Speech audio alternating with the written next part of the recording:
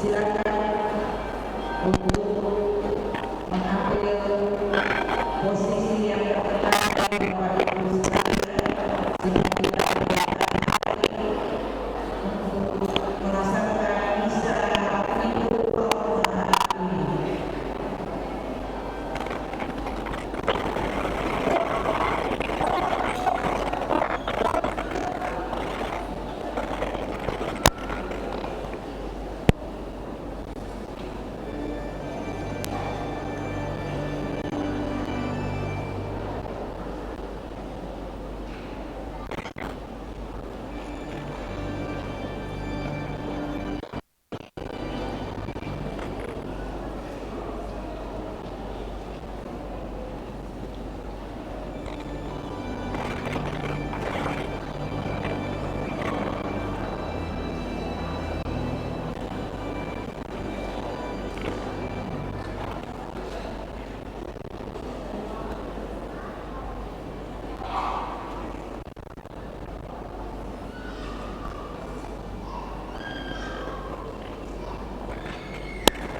Bapak Ibu, umat yang lain terkasih, mari kita berdiri seraya melaksanakan kita untuk menyambut para imam yang telah tiba di gereja.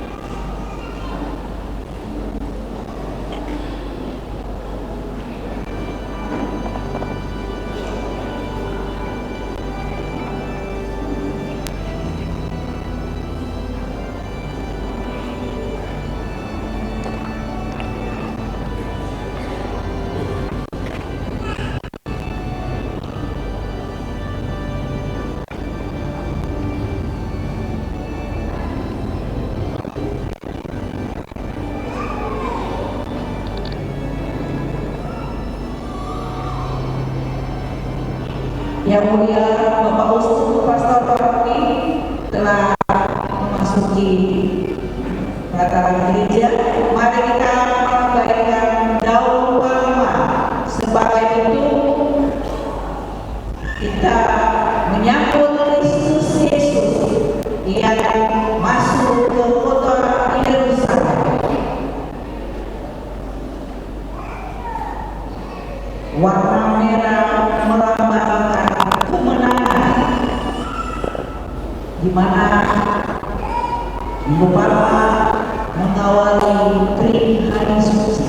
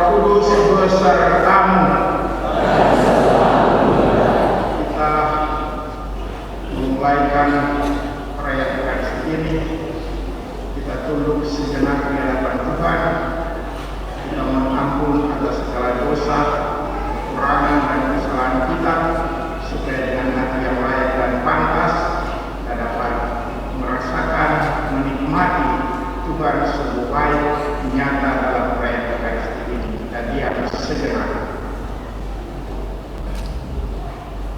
Dengan penuh kerendahan hati kita ungkapkan pertobatan kita dengan berdoa bersama-sama. Saya mengaku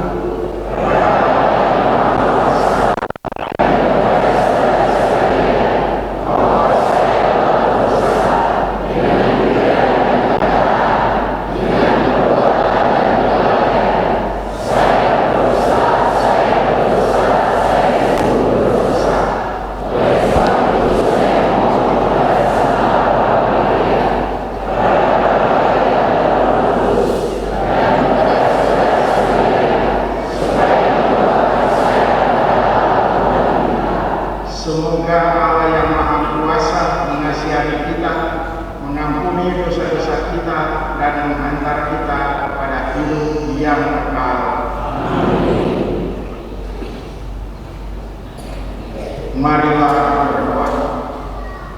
Allah yang Maha Kuasa dan kekal, Engkau telah menyerahkan juru selamat kami yang telah menjadi manusia dan direndahkan sampai wafat di salib sebagai teladan kerendahan hati bagi manusia. Perkenankanlah agar kami meneladani sengsaranya dan pantas untuk bangkit bersama Dia yang bersama dengan Engkau dalam persekutuan Roh Kudus, hidup dan berkuasa sepanjang segala masa. Amin. Mendengarkan bacaan kita Yesus.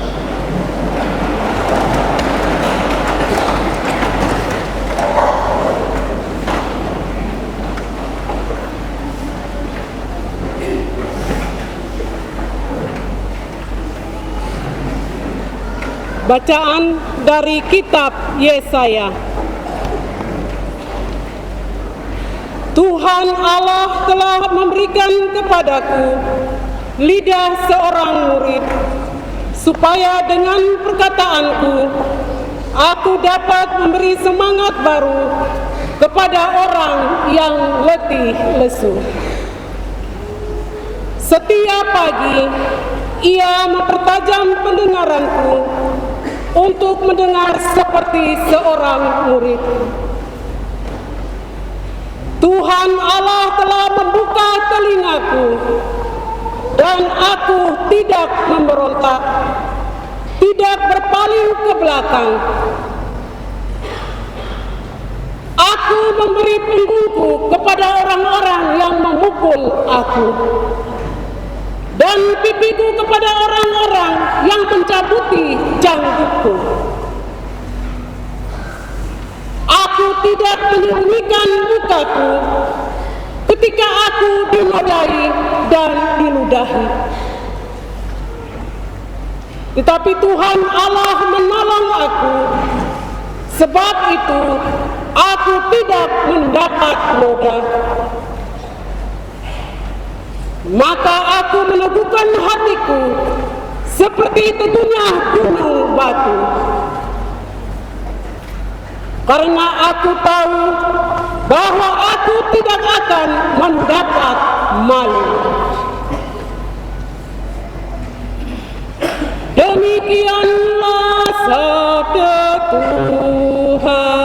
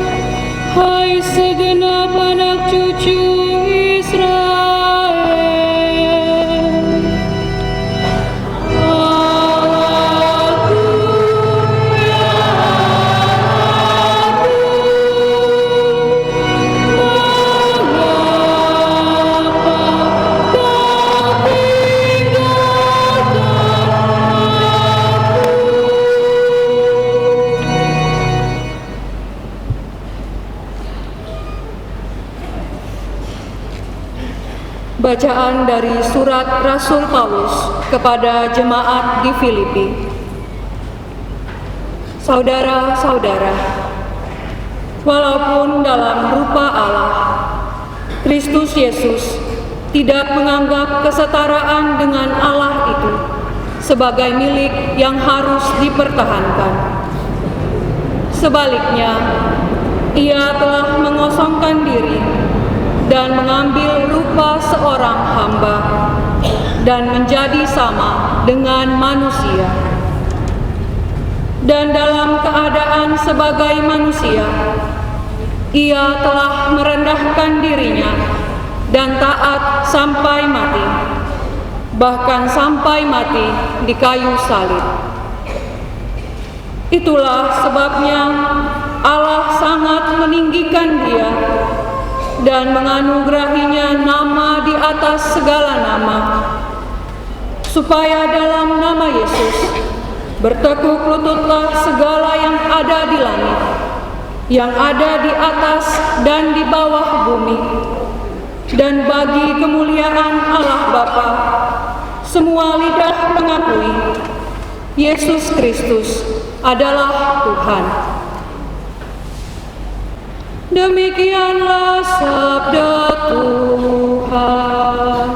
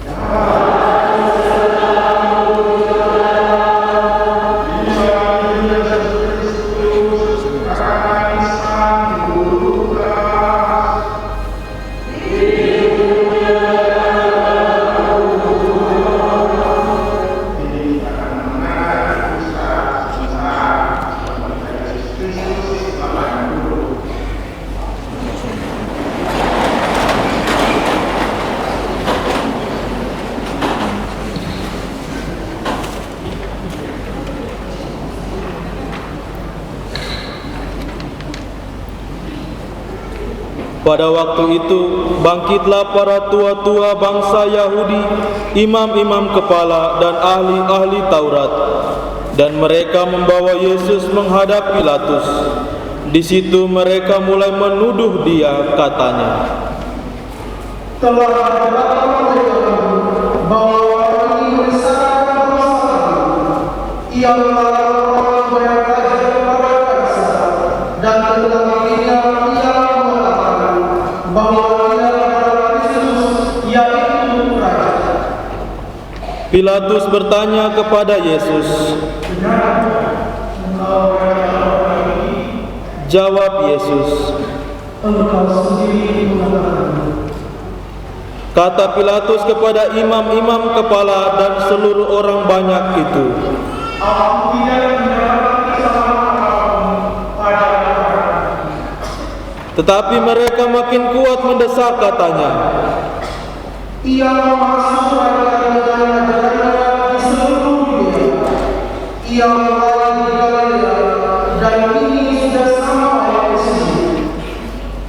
Ketika Pilatus mendengar itu, ia bertanya, "Apakah Yesus itu seorang Galilea?"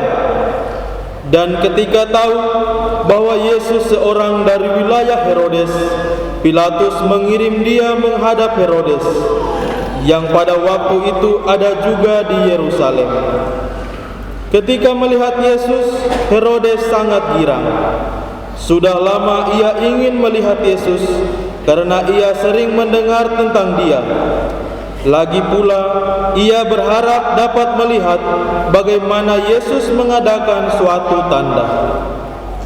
Ia mengajukan banyak pertanyaan kepada Yesus, tetapi Yesus tidak memberi jawab apapun.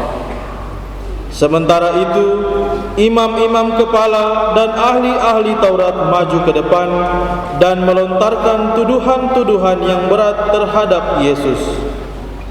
Maka mulailah Herodes dan pasukannya menista serta mengolok-olok Yesus. Ia mengenakan jubah kebesaran kepada Yesus, lalu mengirim dia kembali kepada Pilatus. Dan pada hari itu juga bersahabatlah Herodes dan Pilatus yang sebelumnya bermusuhan. Lalu Pilatus mengumpulkan imam-imam kepala serta rakyat dan berkata kepada mereka, "Kamu telah membawa orang ini padaku sebagai seorang yang salah dan benar. Kamu ingat sendiri bahwa aku telah memeriksanya, dan dari kesalahan-kesalahan yang kamu tuduhkan kepadanya tidak ada yang mendarat aku padanya." Herodes pun tidak menemukan kesalahan padanya, sehingga ia mengirimkan dia kembali pada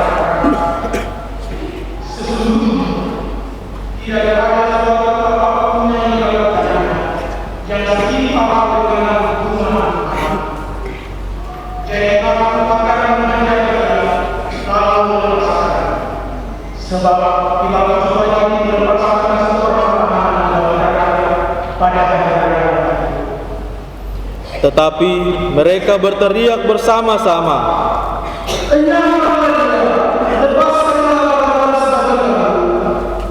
Barabas ini dimasukkan ke dalam penjara berhubung dengan suatu pemberontakan yang telah terjadi di dalam kota, dan karena pembunuhan. Sekali lagi Pilatus berbicara dengan suara keras kepada mereka, karena ia ingin melepaskan Yesus. Tetapi mereka berteriak membalasnya, kata Pilatus untuk ketiga kalinya kepada mereka, Kejahatan apa yang sebenarnya telah dilakukan orang ini? Tidak ada suatu kesalahan yang mendekati padanya yang setimpal dengan hukuman Allah. Jadi aku akan menjaga dia lalu melepaskan. Tetapi dengan berteriak mereka mendesak dan menuntut supaya Yesus disalibkan. Akhirnya mereka senang dengan teriakan mereka. Lalu Pilatus memutuskan supaya tuntutan mereka dikabulkan.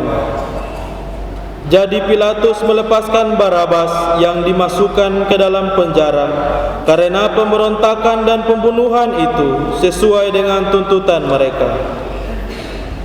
Ketika membawa Yesus untuk disalibkan, para serdadu menahan seorang yang bernama Simon dari Kirene, yang baru datang dari luar kota, lalu meletakkan salib Yesus di atas bahunya, supaya ia memikulnya sambil mengikuti Yesus.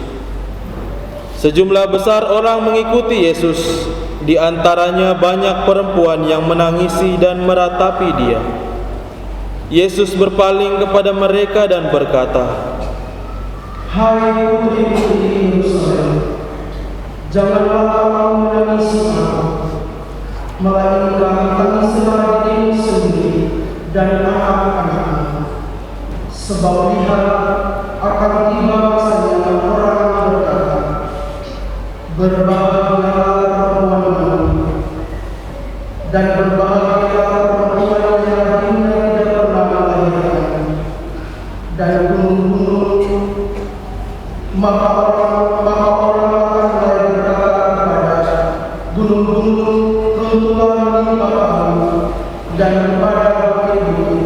timbullah kami. Sebab jika orang berbuat demikian dengan kayu hidup, apakah yang akan terjadi dengan kayu hidup?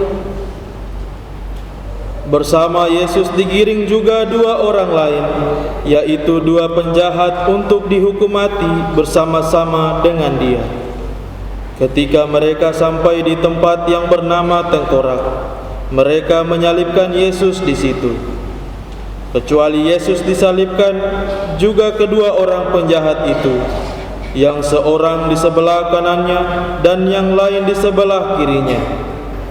Ketika bergantung di salib, Yesus berkata, "Ya Bapa, ampunilah mereka, sebab mereka tidak tahu apa yang mereka lakukan."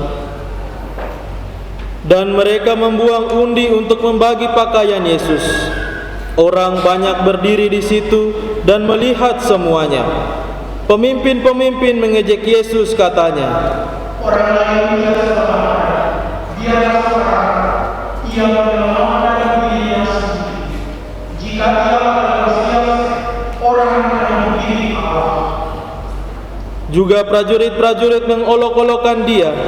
Mereka mengunjukkan anggur asam kepadanya dan berkata, Jika engkau adalah raja orang Yahudi, selamatkanlah dirimu. ada juga tulisan di atas kepalanya, "Inilah Raja orang Yahudi." Salah seorang dari penjahat yang digantung itu menghujat Yesus, katanya, Bukankah engkau adalah Kristus? Selamatkanlah dirimu dan aku. tetapi penjahat yang seorang lagi menegur dia, katanya, Tidakkah engkau tahu, juga tidak kepada Allah, padahal engkau menerima hukuman yang sama? Kita memang selayaknya itu, sebab kita menerima balasan yang setimpal dengan perbuatan kita. Tetapi orang ini tidak berbuat sesuatu yang salah. Lalu ia berkata kepada Yesus, Yesus, ingatlah akan aku apabila engkau datang sebagai raja. kata Yesus kepadanya, Aku berkata kepadamu, sesungguhnya hari ini juga engkau akan ada bersama-sama dengan aku di dalam Firdaus. Ketika itu kira-kira jam 12, kegelapan meliputi seluruh daerah itu sampai jam 3. Sebab matahari tidak bersinar. Ketika itu tabir bait suci terbelah dua. Lalu Yesus berseru dengan suara nyaring, Ya Bapa, ke dalam tanganmu kuserahkan nyawaku. dan sesudah berkata demikian, ia menyerahkan nyawanya.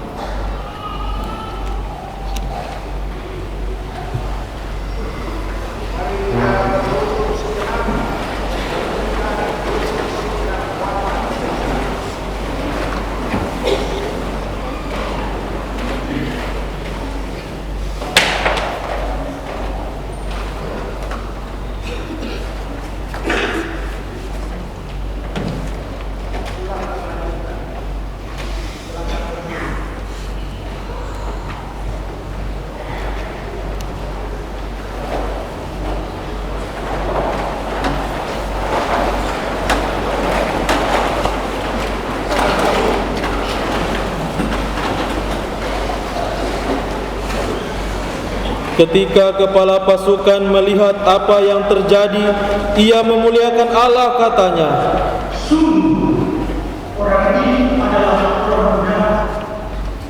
Di situ berkerumun pula orang banyak yang datang untuk menyaksikan seluruh peristiwa itu. Sesudah melihat apa yang terjadi itu, pulanglah mereka sambil memukul-mukul diri.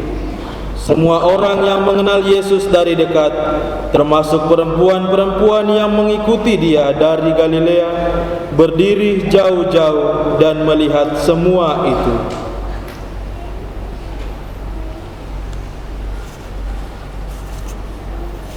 Demikianlah Injil Tuhan. surga Kristus.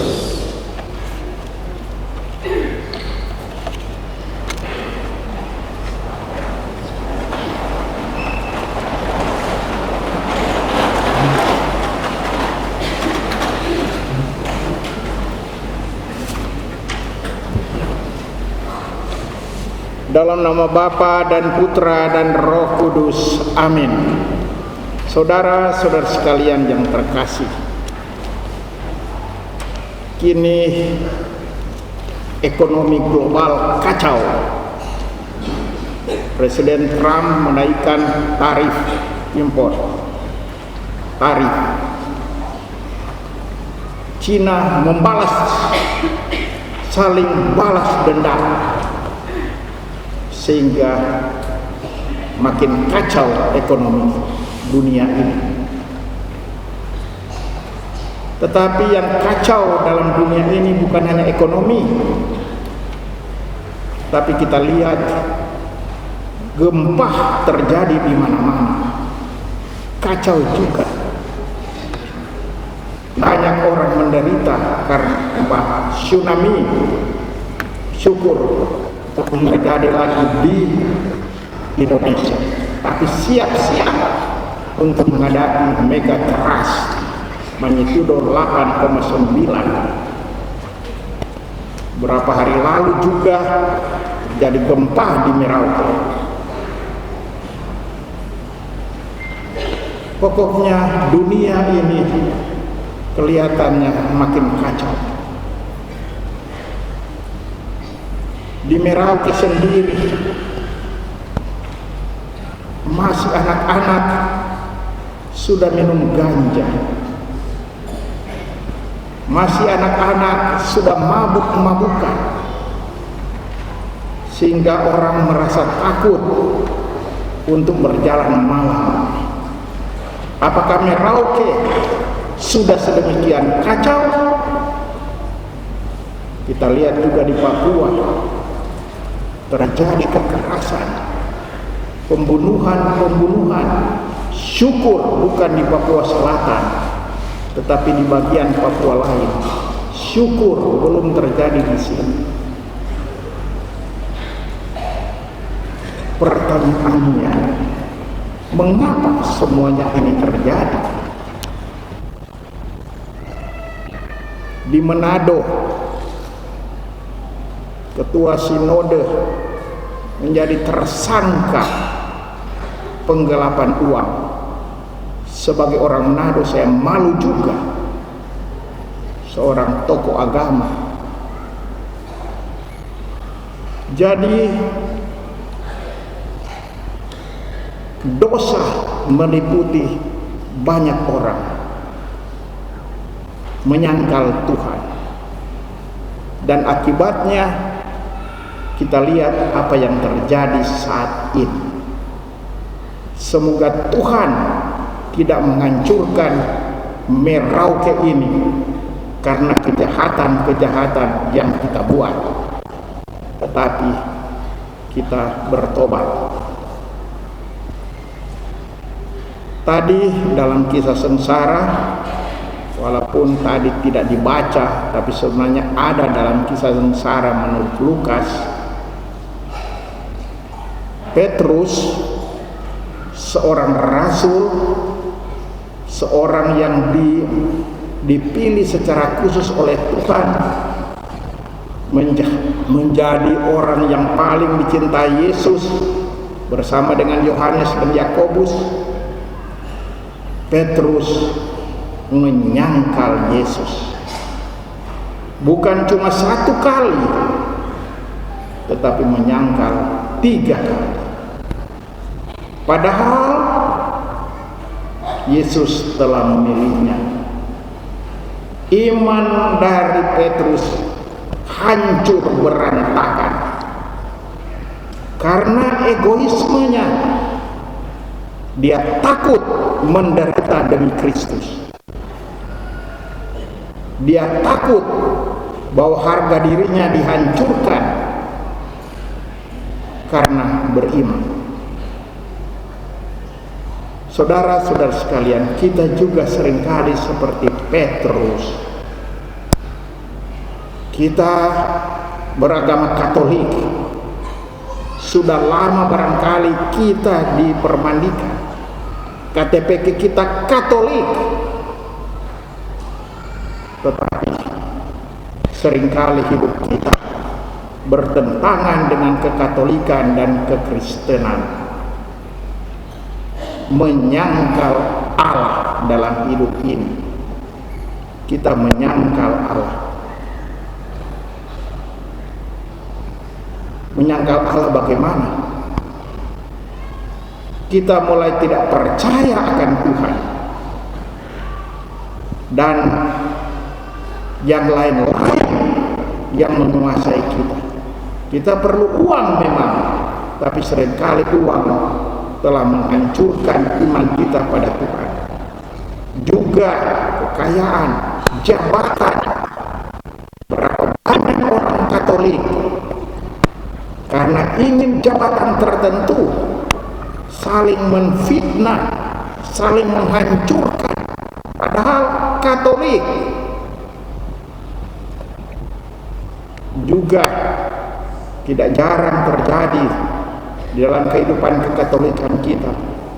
Kita korupsi, uang rakyat kita makan. Akhirnya rakyat tidak bisa hidup dengan baik. Kesehatan terganggu, pendidikan terganggu, karena uang untuk itu semuanya dimakan oleh banyak orang, oleh guru-guru, oleh kepala desa, oleh pejabat-pejabat. Menyangkal Tuhan. Kita menyangkal Tuhan dengan hidup di dalam kekerasan. Kita menyangkal Tuhan dalam hidup menipu, berdusta. Orang semakin jauh dari hidup dalam kebenaran. Demi politik boleh berdusta. Demi politik boleh membunuh. Saya sedih melihat keadaan kita seringkali di Papua. Boleh dibunuh seseorang demi politik. Padahal yang membunuh itu barangkali orang Kristen, orang Katolik. Politik di atas segala-galanya. Dan Tuhan yang mengajarkan cinta kasih disingkirkan. Dan nyatanya apa? Manusia sekarang mulai mengalami banyak sengsara-sengsara. Marilah kita seperti Petrus, kita bertobat lagi. Petrus memang menyangkal Yesus, tapi kemudian dia bertobat akhirnya. Ketika Yesus bertanya, apakah engkau mencintai saya? 3 kali dia menjawab, aku mencintai. Dan yang luar biasa dari Petrus, dia akhirnya berani mati demi iman kepada Yesus.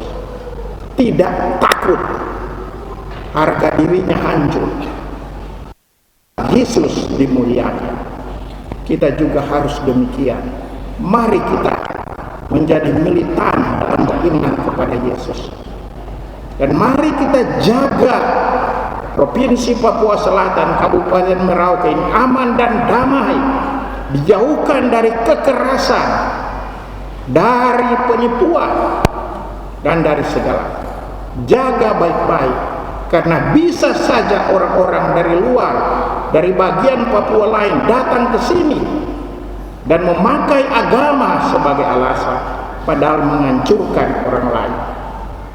Terlebih dalam pekan suci ini kita berkumpul banyak orang.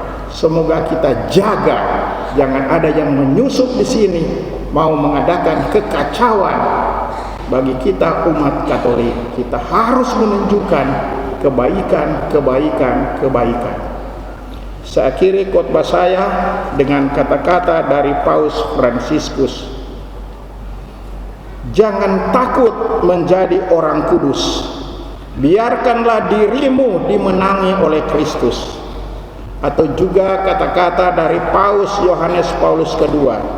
Jangan takut.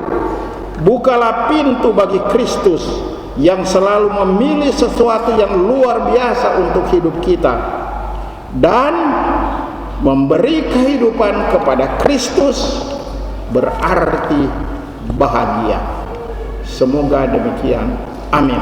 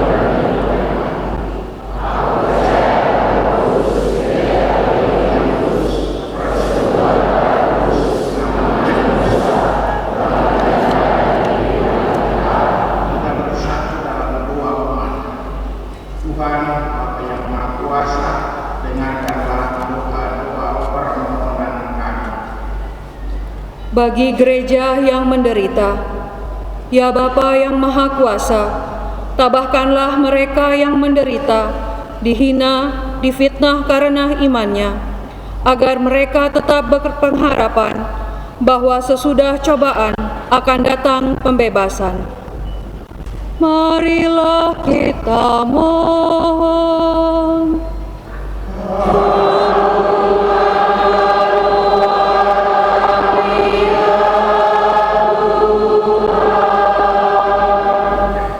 Bagi para pemimpin masyarakat, ya Bapa yang Maha Kuasa, dampingilah para pemimpin masyarakat kami, agar dengan tabah tetap memperjuangkan kesejahteraan umum dan tidak tergoda untuk mementingkan kepentingan diri sendiri. Marilah kita mohon.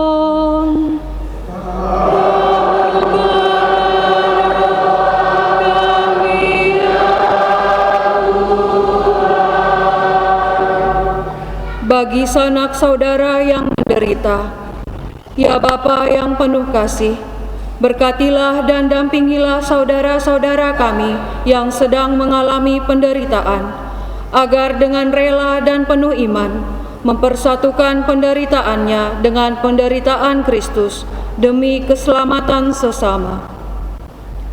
Marilah kita mohon.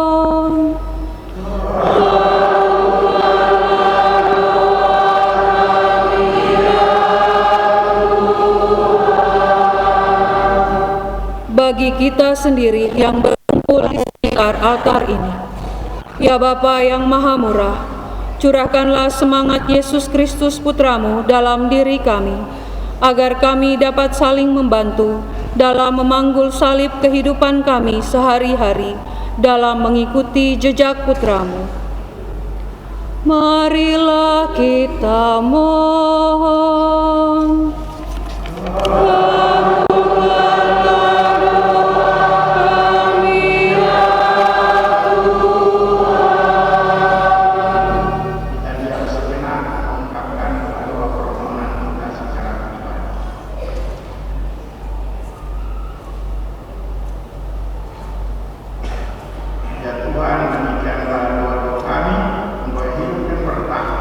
Sepanjang sejarah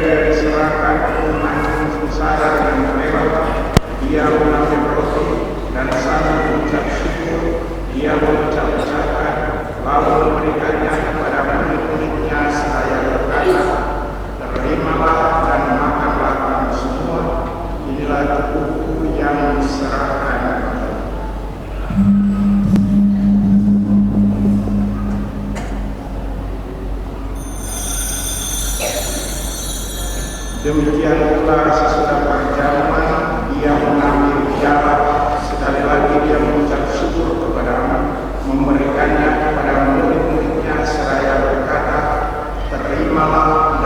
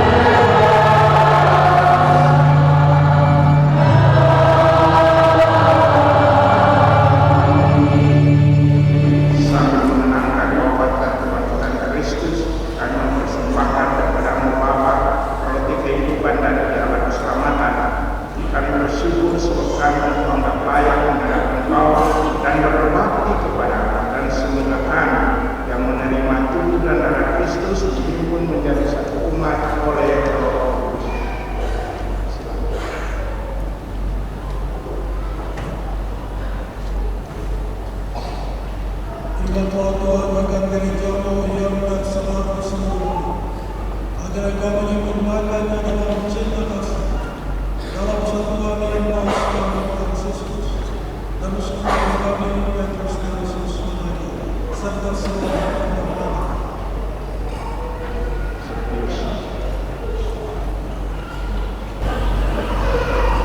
Ingatlah juga kami saudara-saudara kami yang telah meninggal dengan harapan akan bangkit, dan akan semua orang yang telah berpulang dalam kerahiman, dan terimalah mereka dalam cahaya.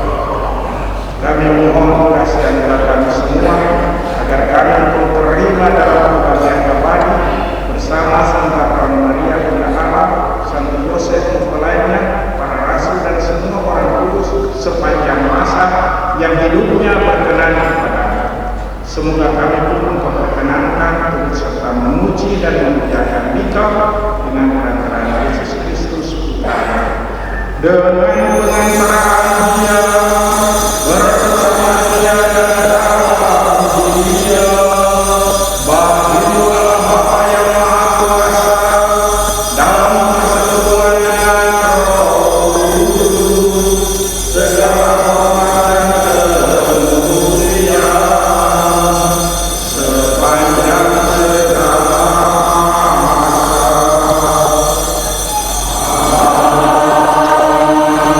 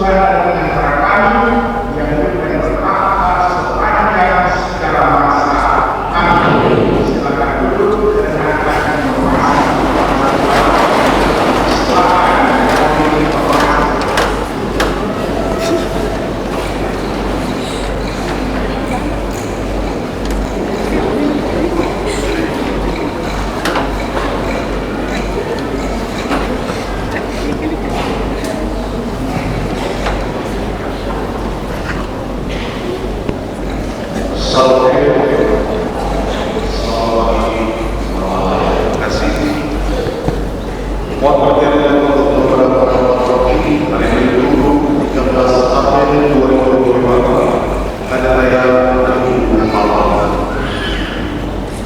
Pertama-tama terima kasih disampaikan kepada yang mulia Monsignor Venus Tersus Matahari sebagai saudara pertama, didampingi oleh saudara Reverendus Pater Emeritus Komisi, Reverendus Pater Felix Amin SC, dan Reverendus Domulus Yusmanu, serta asistensi dari Pater Diano Reverend yang sudah sedang memimpin perayaan di pagi ini.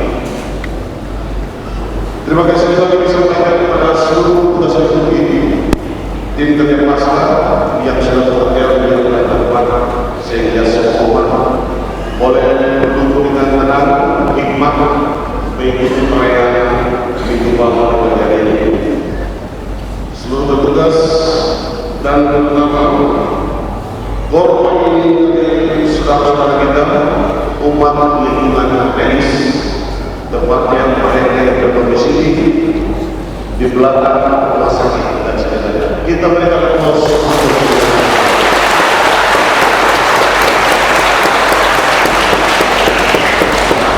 Selanjutnya, warna yang pertama, misa hari yang bakal dilaksanakan pada hari Senin sampai Rabu pada pukul 5 Saya ulangi, misa hari yang bakal dilaksanakan pada hari Senin sampai Rabu pada pukul 5 Yang berikut, misa perkataan minyak dan perbaruan janji Taman Marinam akan dilaksanakan pada hari Senin tanggal 14 April 2025 pukul 17.00 jam sore.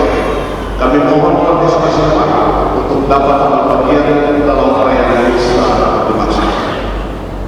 Yang berikut, petugas berdiri di hari suci sebagai berikut. Kamis suci tanggal 17 April 2025 dilaksanakan 2 kali perayaan misa. Misa pertama pukul 16.00 jam 4 sore dengan petugas berdiri di lingkungan Santo Agustus. Misa kedua pukul 19.00 atau jam 7 malam, petugas berdiri di lingkungan Hermanus.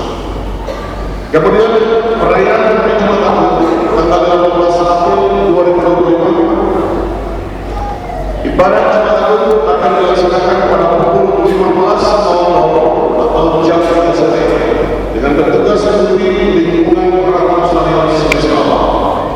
Kemudian Vijay Pasca pada hari Sabtu tanggal 19 April 2025 akan dilaksanakan 2 kali perayaan misa.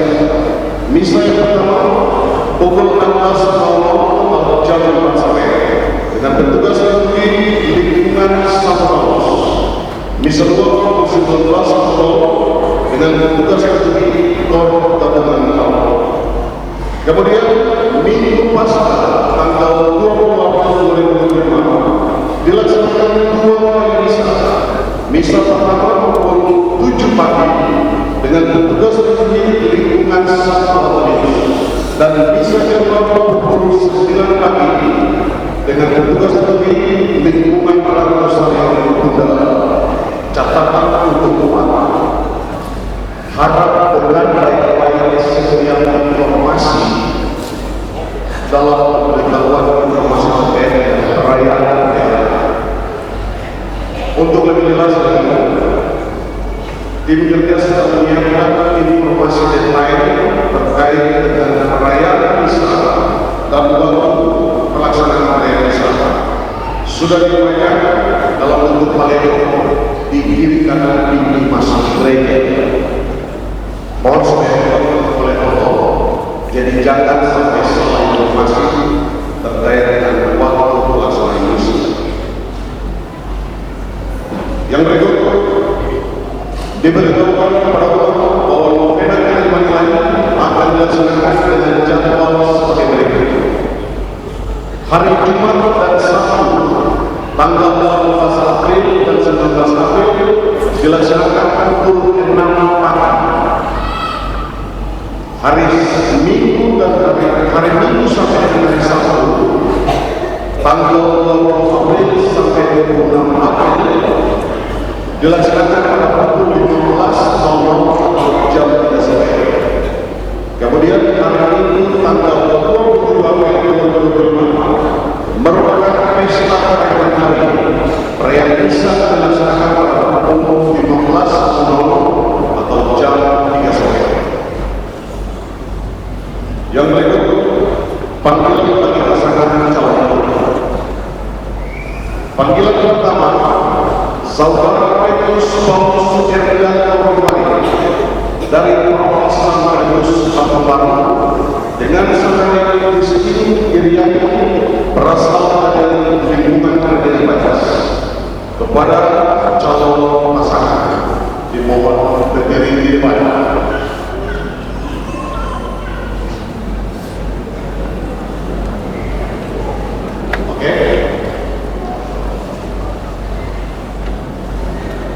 Lanjut, yang berikut laporan penerimaan segala dana APBN tahun 2020. Lingkungan 1 Petrus 3.940, lingkungan Konsensus Danielus 7.420.000, lingkungan 1 Paulus 412.000, lingkungan Hermanus 4.920.000, lingkungan Rosario Sejenis Alam 6.143.000, lingkungan Santa Agnes 12.039.000, lingkungan Selama 8.559.000, lingkungan Santa Agnes 5.020.000, lingkungan Marina Bacis 2.899.000, lingkungan Santa Ana 4.410.000, lingkungan Santa Franciscus Xavier 9.420.000, lingkungan Santa Agustinus 3.465.000,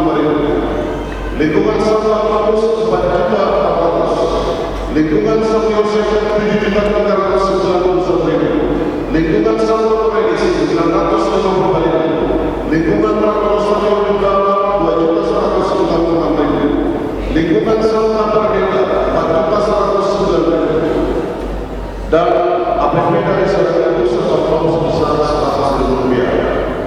Yang belum stop satu lagi lingkungan Santa Masius. Maka jumlah penerimaan sementara 847 angkot sejumlah Rp94.421.000. Yang berikut pengumuman penerimaan saksi nomor tahun pelajaran 2025-2026 dari SD IPK Santo Franciscus Xavier II akan dilaksanakan penerimaan siswa baru di SD Xavier II. Tanggal pendaftaran mulai dari tanggal 7 April sampai dengan 30 April 2027 setiap hari jam 3. Persyaratan pendaftaran silakan langsung ke SD Xavier II. Yang berikut rekapan laporan penerimaan belanja dan penerimaan lain tanggal 13 April 2025.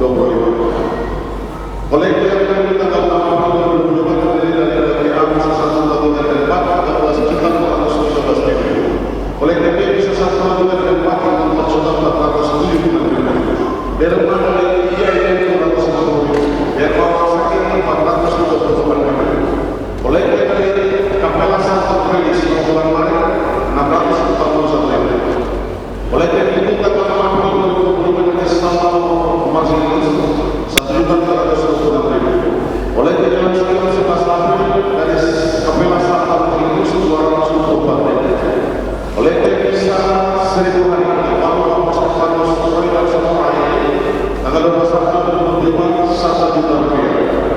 Derma Bapak yang tanggal 7 sampai 12 April Rp1.912.000.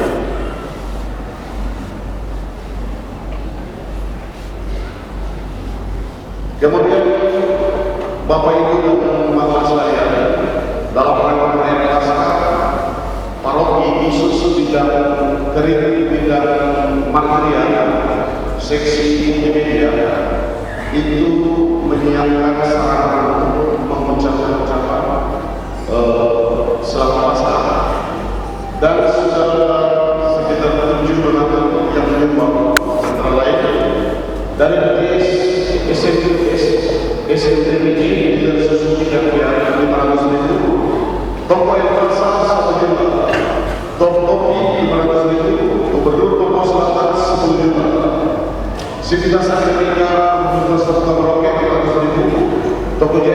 kita Kapolres Bogor satu sehingga total menerima pada tanggal 4 sampai 12 April 2025 sebesar Rp49.980.000. Terkait yang tadi saya sampaikan ada ucapan jadi dari media yang fasilitas sarana masih dibuka siapa saja dan uang ini dimasukkan dalam kas sebagai pendapatan awal. Yang berikut dalam rangka menguatkan Yesus Kristus, orang tua dan akan melaksanakan kegiatan penerapan jalan salib yang akan dilaksanakan pada hari Kamis 17 April 2025 pukul 21.00 atau setelah perayaan misa kedua kali. Jadi setelah perayaan misa kedua kali biar sampai umat tidak berulang, kita akan saksikan bersama dimulainya drama penangkapan Yesus kemudian dilanjutkan pada Jumat 14 April 2025 11.30 dalam rangka jalan salib menjelang jam 3 perayaan atau pada Jumat.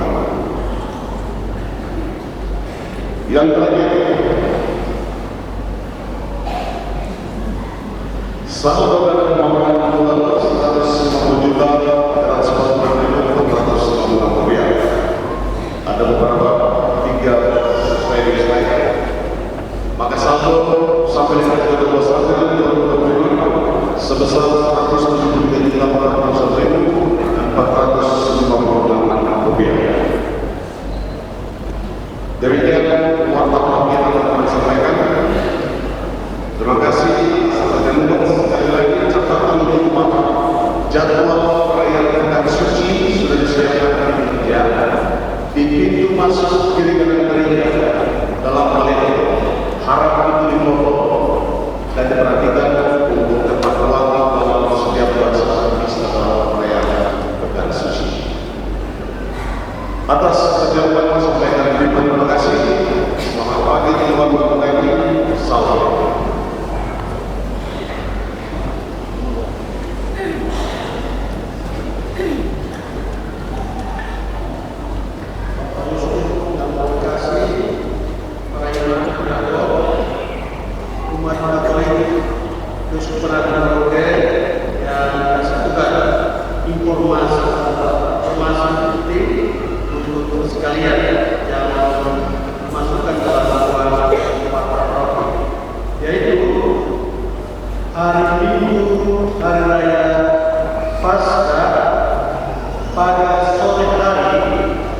Jam 18 jam 6 berpusat di paroki Santo Yosef Lamamali.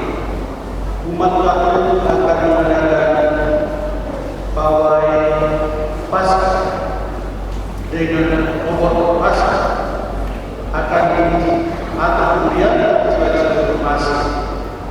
Paroki di depan paroki termasuk katedral kita akan bersama-sama kumpul di paroki Santo Yosef Lamamali dan kita akan berharap bersama pawai atau obor Paskah keliling kota Bogor dengan obor dan tidak dengan mobil jalan putar jalan gereja sebagai perayaan Paskah yang besar. Untuk informasi selanjutnya akan disampaikan melalui pihak Dewan Paroki, Dewan Gabungan, dan masyarakat semua informasi ini. Sekian informasi dari saya dan kamu sekalian serta pawai Paskah. Oke, kita berdiri sekarang mengucapkan Tuhan sertamu dan saudara-saudari sekalian diberkati